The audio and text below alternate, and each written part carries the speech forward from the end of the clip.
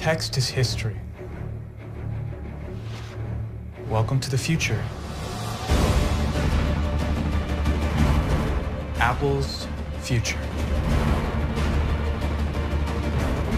Kinda neat. The digital age was not born peacefully. It emerged from a bitter rivalry between two of the most influential minds the world has ever known. Bill Gates, the young computer prodigy. We have an operating system. And Steve Jobs, the charismatic innovator. Today, for the first time ever, I'd like Macintosh to speak for itself. Two brilliant thinkers. Tell you what, I'll let you invest your $1 million in our company. Willing to do whatever it takes. How's 50 grand sound? Sounds amazing. To go down in history. We had a deal that you agreed to. As the man who would make the computer personal. If Apple goes down, you've got no one to fight. And change the world forever.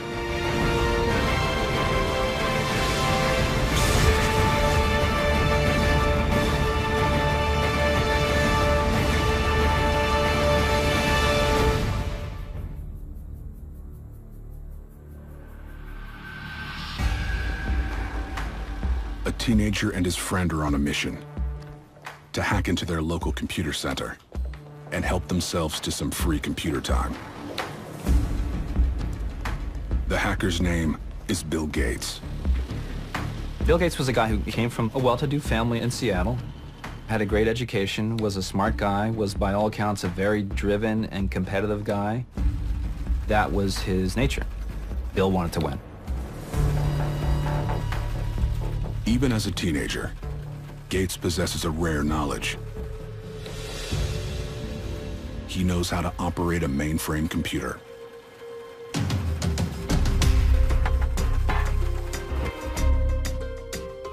Mainframe computers were these huge computers that experts used, to crunch data. They were used by corporations and, the gods of tech had to run these things. They couldn't be handled by regular people. In 1974, the concept of the personal computer doesn't exist. Until a company in New Mexico introduces the first computer small enough to be used by the general public. It's called the Altair 8800. It was a proof of concept toy, in a way. I mean, it was a sophisticated toy. It was a direction, but it didn't do a whole lot. It didn't have a terminal, didn't have a keyboard, didn't have any of the things that we typically associate with a computer right now. Most importantly, there's no easy way to operate it.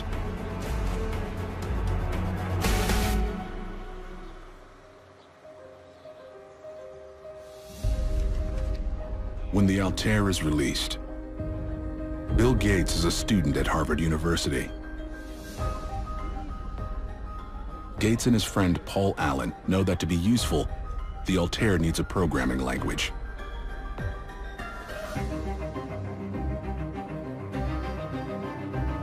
And they decide to give it one.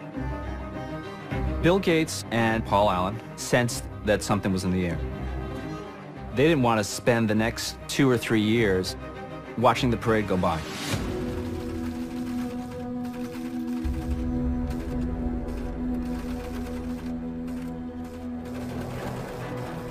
They use an early form of programming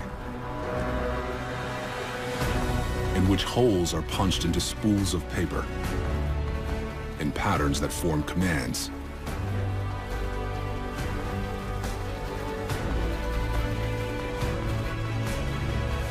To prove that their program works, they'll have to take it directly to the makers of the Altair. Hugo. You look older, they'll take you seriously. Okay.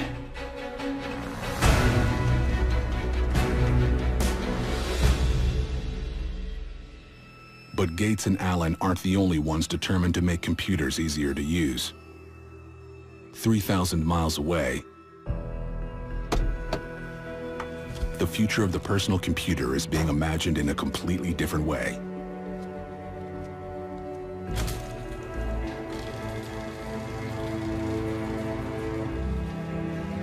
Steve Jobs is a college dropout who has just returned from a spiritual quest in India and has limited experience with computers.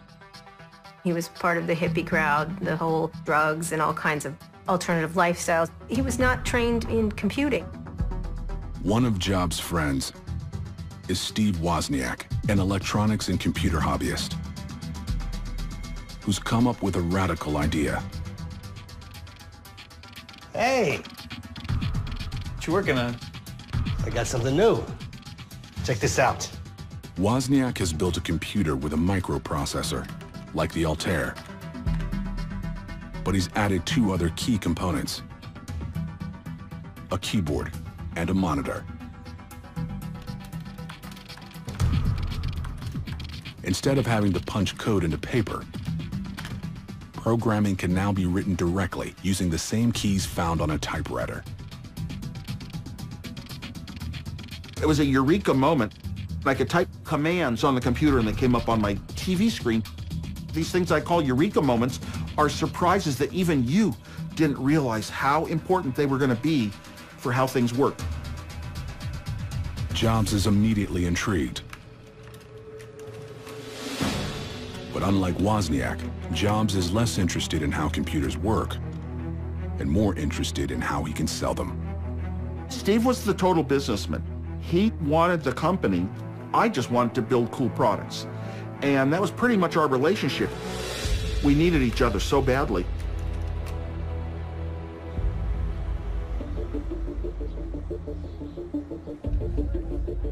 Bill Gates is waiting on word from his partner Paul Allen, who's demonstrating the software they created for the Altair. Okay, this is just a basic language we wrote, but let me type in a few commands and show you how it works.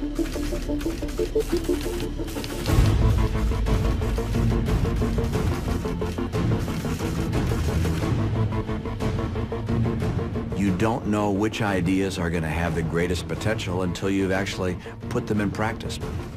Sometimes someone comes up with an idea and you say, wow, this could really revolutionize the world.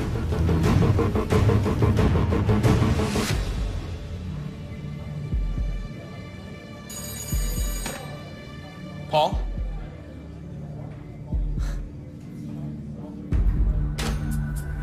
Gates and Allen have just sold the first software program for a personal computer. It's enough to inspire Bill Gates to take the biggest risk of his life. At the age of 19, he drops out of Harvard, and along with Paul Allen, starts a small computer company in an Albuquerque strip mall. They call it Microsoft. In a California garage, another ambitious company is being born. Steve Jobs thinks he can sell the latest computer designed by his partner, Steve Wozniak. After all, it has 16 times the memory of the Altair 8800 and a memorable name. I was thinking Executech. Maybe Personal Computers, Inc. No.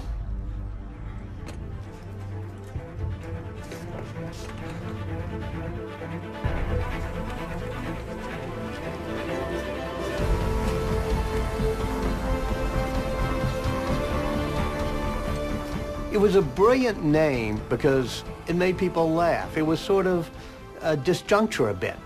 Apple and computer. Those two words didn't go together, but it made you feel it was friendly. It took the edge off the word computer. But a clever name won't make it any easier to sell their creation.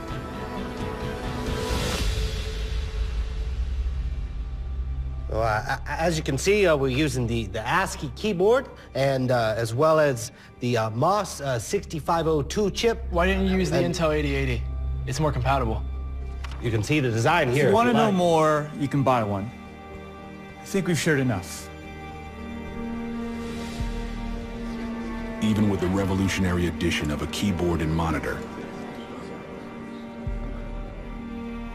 The Apple I is a flop.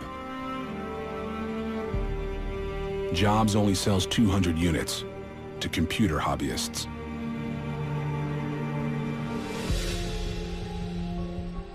But Jobs and Wozniak are not ready to quit. We knew we were going to be successful. We never once thought we would fail. We knew that we were going to shock the world and that we were going to be so far ahead of everybody else's attempts to build low-cost computers that we were going to own the world. While Steve Wozniak works to make their processors faster, Steve Jobs knows he needs to make the computer itself more appealing.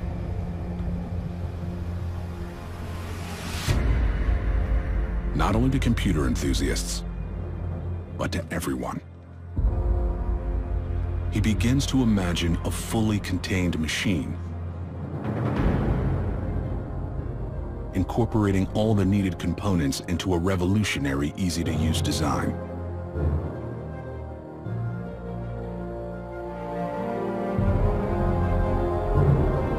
It was just a thing of beauty. Steve Jobs brought a whole different design and spiritual dimension to computing. He looked at the zen of computing, and he was able to bring a sense of beauty to computing.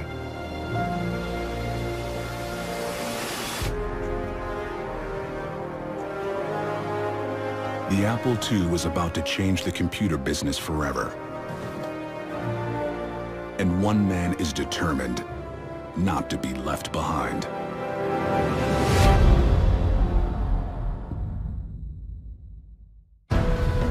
"22-year-old Steve Jobs believes a personal computer will one day be in every home. And now he's one step closer to making that dream a reality.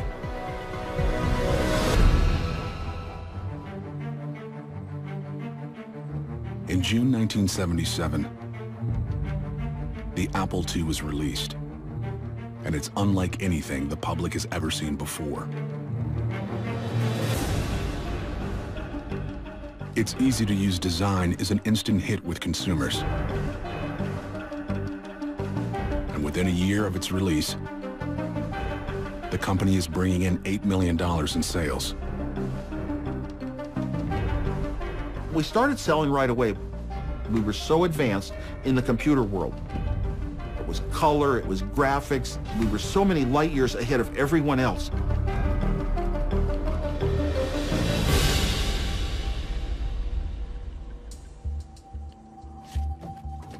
Apple has its first hit. But when Bill Gates gets a look at the computer, he sees a way to advance his own company, Microsoft.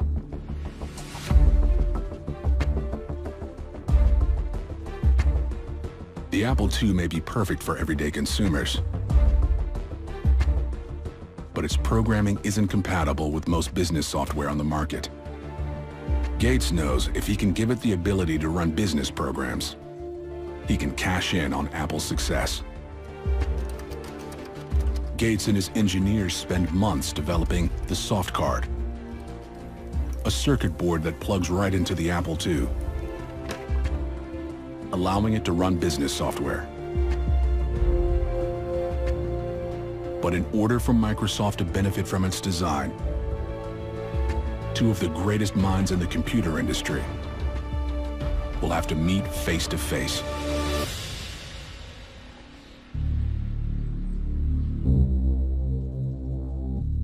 Sure looks good on the outside.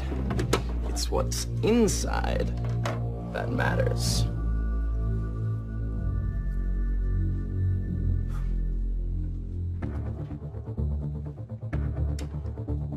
You know how to write code?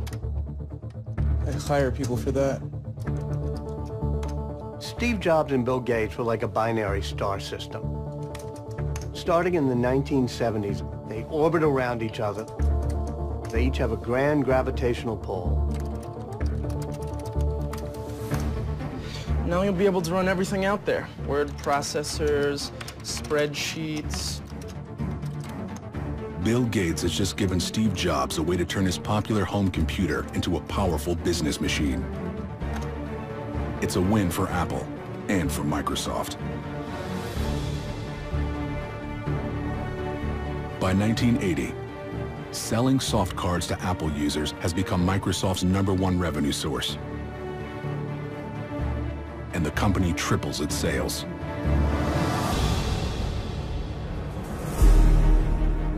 But Bill Gates is already looking past Steve Jobs and sets his sights on the biggest name in technology, IBM. For decades, IBM has been at the forefront of business technology. But now they want to get into the personal computer business. The thing that Gates saw that was important was IBM was going to be a big deal in this area. And so he wanted to be the principal software on that PC.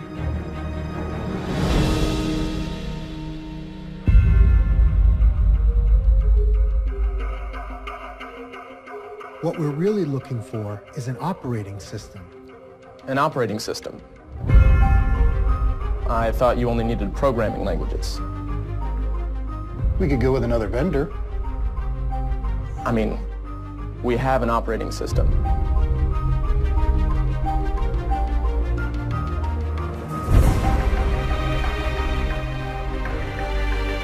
Gates makes a deal with IBM.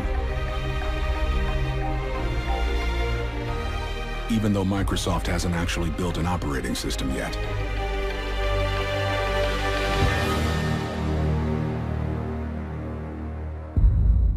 But Bill Gates knows where he can get one.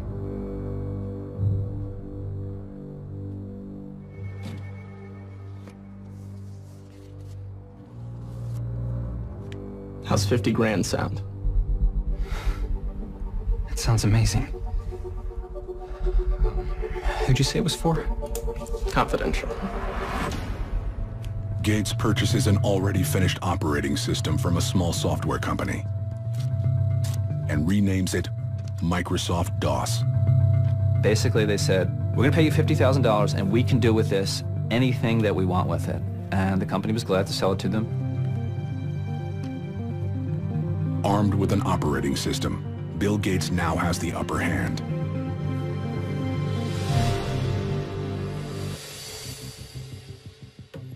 So when he returns to IBM, he makes one non-negotiable demand. I'd like the right to sell it to third parties. Gates is making software, and software was king. And so Gates made the very shrewd idea of creating software that could be on any device. And I think IBM was not thinking of it in terms of where it was headed. Gates negotiates a non-exclusive license to IBM for Microsoft DOS. Now, Microsoft has the right to sell their operating system to any computer company in the world. It probably ranks as the greatest business deal in history. The money that DOS brought in made Microsoft an incredibly wealthy company. And when you have a lot of wealth, you have a lot of power. And you can begin to shape an industry.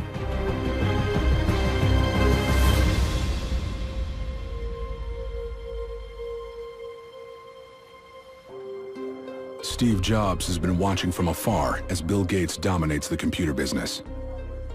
Apple's response to the IBM PC was, derision. They thought it was a big, clunky, inelegant box, but they were also smart and they knew anything that IBM stepped into, it was gonna own a chunk of that market. Jobs knows if he's going to keep Apple competitive, he needs a big idea. This guy, Jeff Raskin, suggested we go to Xerox PARC Center. He said they have some things you should see. They're under wraps, they're kind of secretive.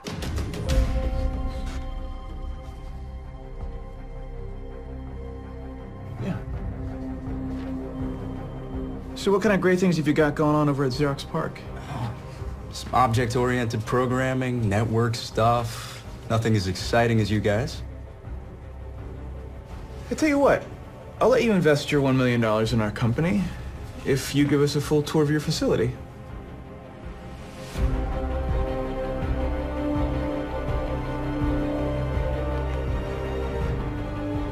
We can make that happen. Steve Jobs has no idea that what he's about to see will transform his life, his company, and the world.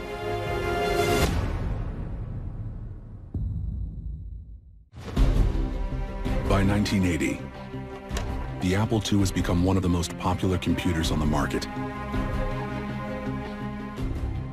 with sales reaching $117 million.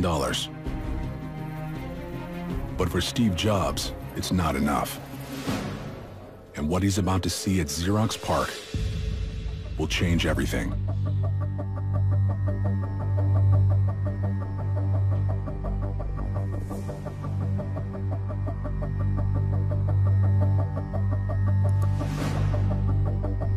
Let me try.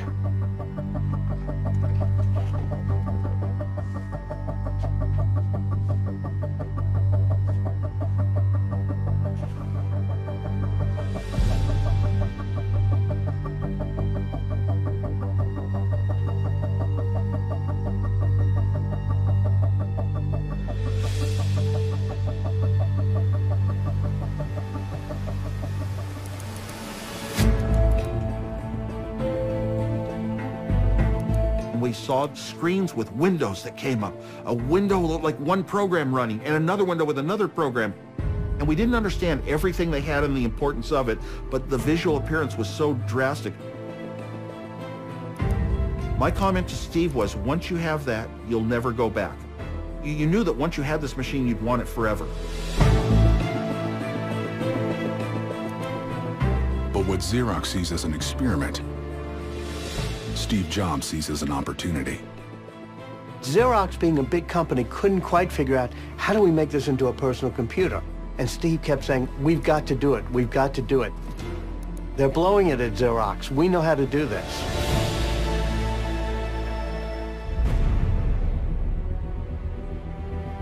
Jobs takes the idea of a graphical user interface from Xerox and creates a team to incorporate it into a new computer called the Macintosh. Andy, you're on the Mac team now. Burrell, you're also on the Mac team. And Mike, you're coming as well. Design meeting tomorrow morning, 8 a.m. Jobs makes one non-negotiable demand. Everyone on the team must be as passionate as he is. Steve Jobs, he had a certain vision. He was not particularly pleasant to deal with a good chunk of the time. Oh, this sucks. Okay. There were amazing stories about the pressure cooker that the Macintosh team was under, but he was also the most charismatic guy who ever walked the planet, according to anyone who ever met him or worked with him.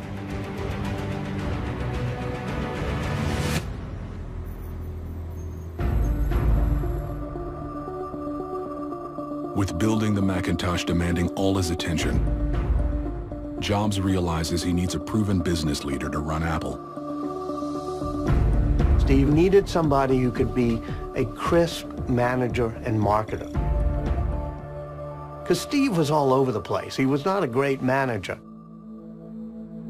In 1983, former Pepsi executive John Scully steps in as Apple's new CEO, just as Jobs is nearing completion on the Macintosh. We're all set. All the top guys? Yep. All in for the Mac. Who'd you pick for software? Microsoft. You trust Gates? There's no one better. What he did for Apple II? Insanely great.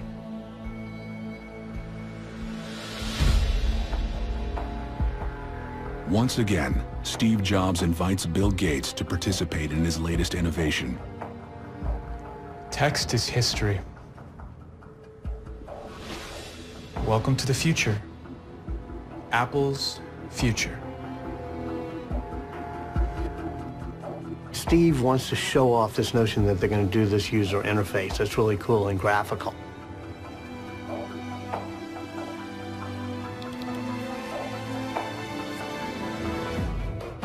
And Gates thinks it's absolutely wonderful, and he's willing to write Microsoft software to be part of it. Kind of neat. But Gates senses an even bigger opportunity for Microsoft. I think when Bill Gates saw the graphical user interface, I can't imagine he did anything but think like, I gotta run back and tell my guys about this, because this is the way you're gonna interact with computers in the future.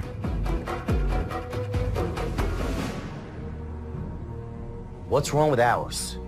It's brain dead. His can slide windows around. He can have two open at once. Why don't we just drum up a lookalike? We need to beat him to the punch. This has to happen now. Bill Gates decides to go after Apple directly. He instructs his team to start work on a graphical user interface that they call Interface Manager. In America, because anyone can use it. A child can use it. But by the fall of 1983, a different name would finally stick: Windows.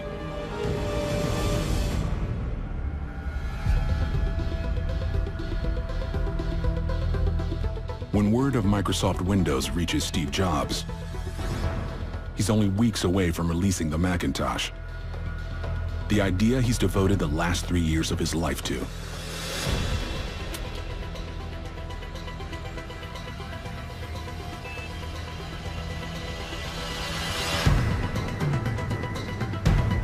The man who Jobs thought was an ally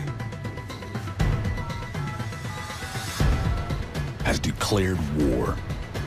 Gates, get him down here now.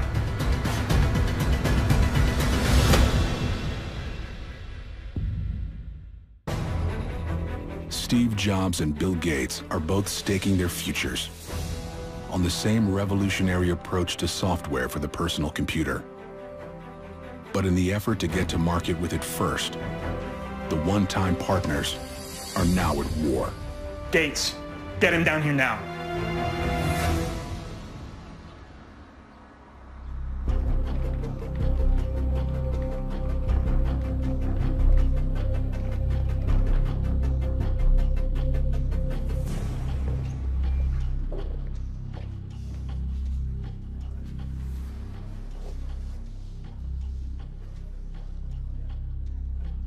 Is this how you treat your friends?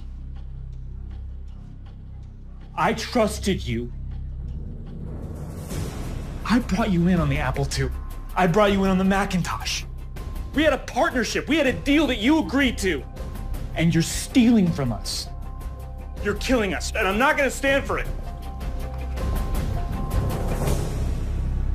Bill Gates is a smart guy, and he's a smart businessman, and he recognized an opportunity.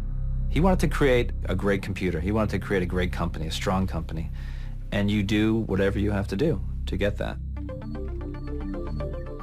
Windows is still 2 years away from being ready. But Bill Gates knows he needs to beat Jobs to the announcement.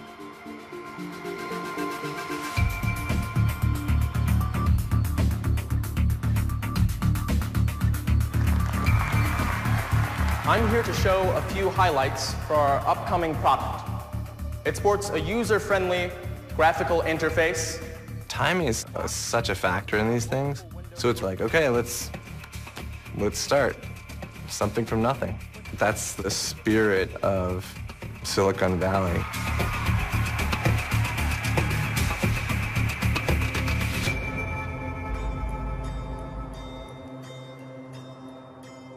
Steve Jobs' dream has been hijacked.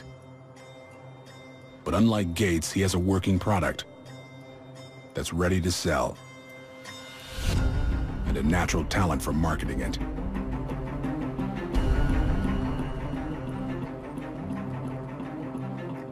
Many of us have been working on Macintosh for over 2 years now. Today, for the first time ever, I'd like Macintosh to speak for itself.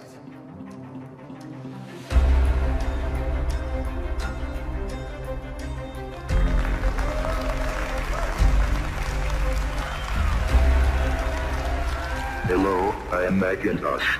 It sure is great to get out of that bag. The Mac was the ultimate fusion of beauty with technology. The world's first truly beautiful machine. It looks like it's smiling at you. It looks friendly. That made Steve Jobs' heart sing.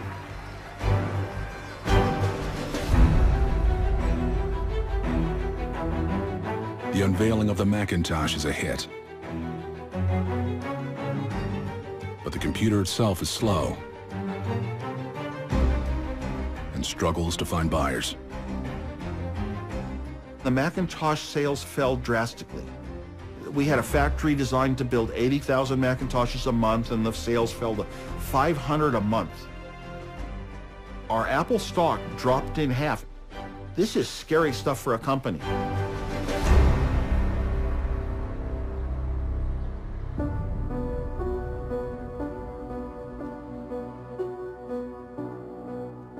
I got with the design department, and I think it's going to be... Steve, there's no one who admires your brilliance and vision more than I do. John, what are you saying? The board's decided that it's best if you step down.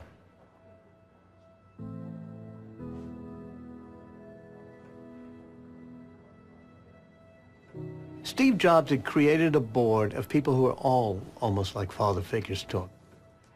And they're looking at the kid, Steve Jobs, who had become undisciplined, was spending too much money, was antagonizing people, and they finally vote to kick him out of the company he founded.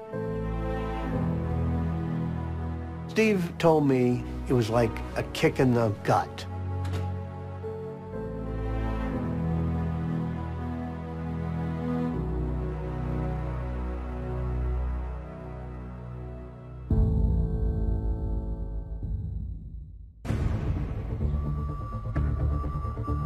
In 1985, the Macintosh fails to light the world on fire. And Steve Jobs, the founder of Apple Computers, is out of his own company.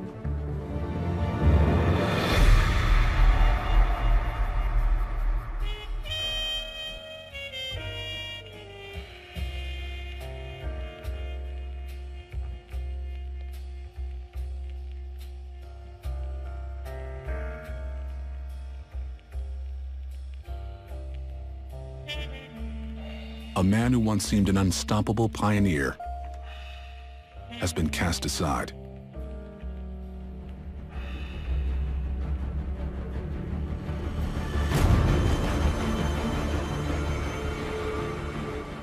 While his rival Bill Gates is building Microsoft into an empire, MS-DOS has become the standard operating system on millions of computers. And on November 20th, 1985, Bill Gates and Microsoft introduced Windows to the world. The genius of Bill Gates was to realize that there were lots of computer makers, but somebody had to get them to write for the same specifications. There had to be a standard operating system to essentially tame the Wild West of personal computers. Windows quickly takes the computer business by storm. By the end of the 1980s, 80% of the world's computers use Microsoft's operating systems, making Bill Gates the world's youngest billionaire.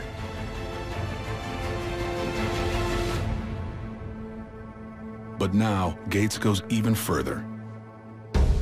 Microsoft starts to bundle additional programs with their operating systems.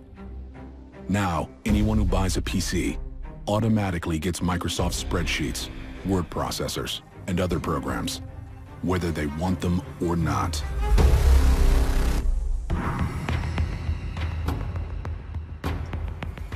Bill Gates is a genius at assembling all the parts that were needed to create the modern computer software industry. But he did it in a way that got his rivals to call him a monopolist, a bully. By the mid-90s, Microsoft's aggressive tactics begin to backfire. Competitors accuse the software giant of monopolizing the industry. The bundling of the software led to the Department of Justice investigating a lot of claims that Microsoft's business practices were unfair.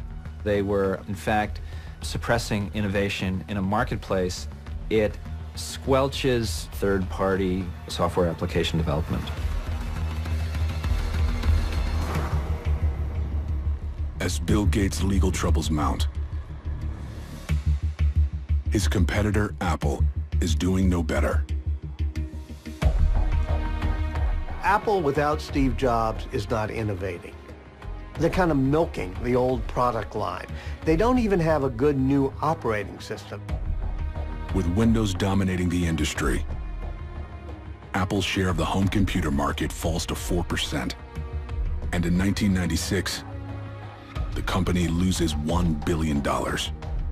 Apple was struggling. Apple went through a series of CEOs that were treading water. You had, Scully, you had Gil Amelio, you had Spindler. Apple was within a month or two of going bankrupt.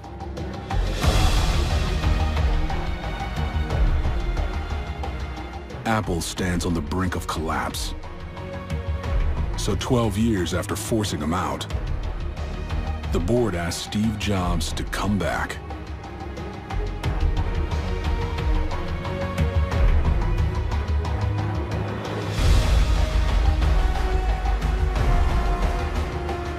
But before he can begin making Apple innovative again, Jobs knows he's going to need an infusion of cash, and fast. To get it, he'll have to turn to an unlikely source. Hi, Bill. Bill Gates is under investigation for running a monopoly.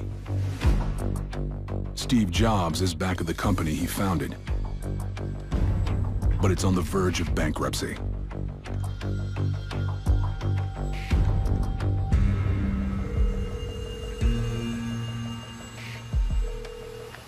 Hi, Bill. Steve? I hear you're making friends with the Justice Department? and you're back on board a sinking ship. If Apple goes down, you've got no one to fight. But if you keep us in the game, you can go on winning. Think about it. It didn't behoove Gates for Apple to go away at that stage of the game. If you have no competitor, then people say, you own all the market, and that's not a good thing. It's better to have a crippled competitor than no competitor at all.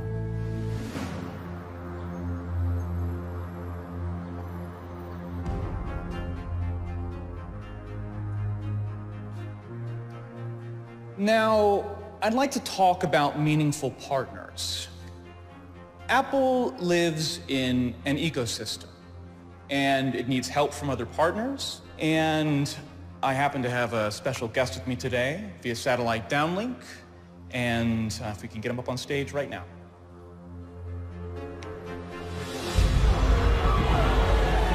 Good morning.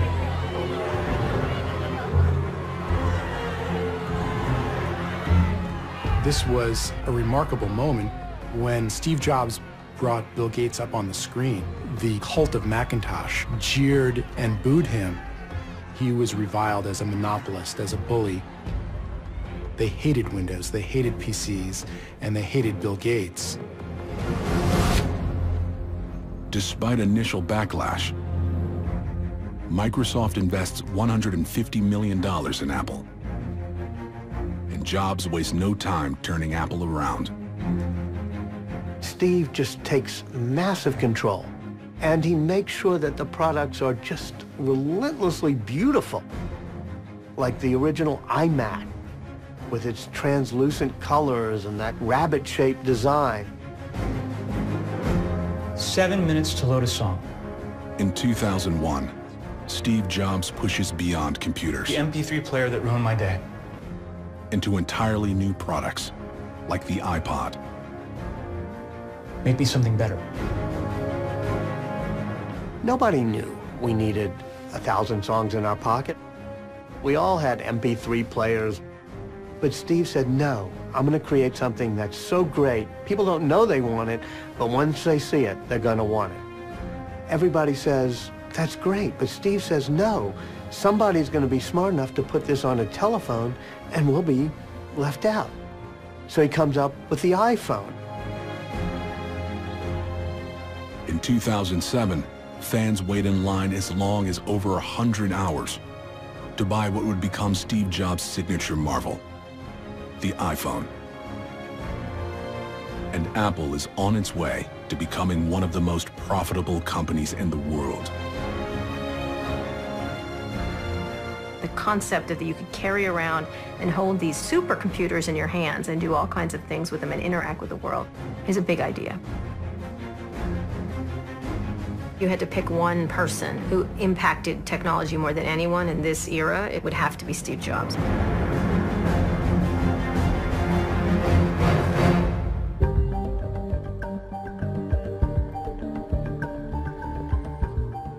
While Steve Jobs' reputation soars, Bill Gates has an image problem.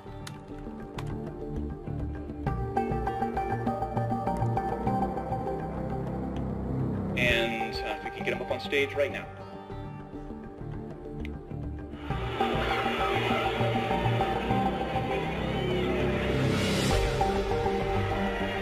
He wanted to be beloved, and he wanted his name to go down in history in the pantheon of great men.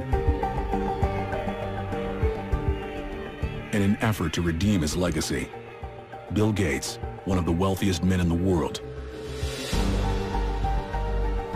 turns to philanthropy. He was motivated to become a philanthropist not only to make the world a better place, but to rehabilitate his image. The Bill and Melinda Gates Foundation becomes the largest private foundation in the world. Gates now is very compassionate and very wise, and has come around to the thinking that we all are on the same team. He's going to leave the world a better place.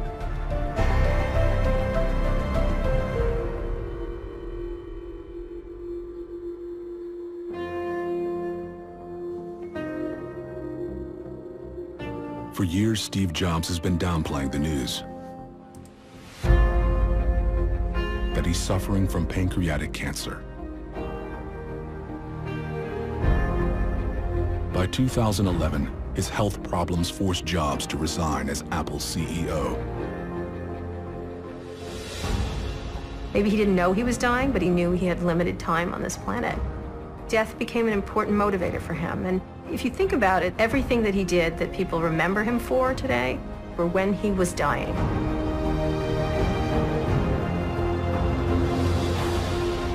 His death is mourned the world over by legions of fans as devoted to the man as they are to his machines. In the year following his death, Apple would become the most valuable company on Earth.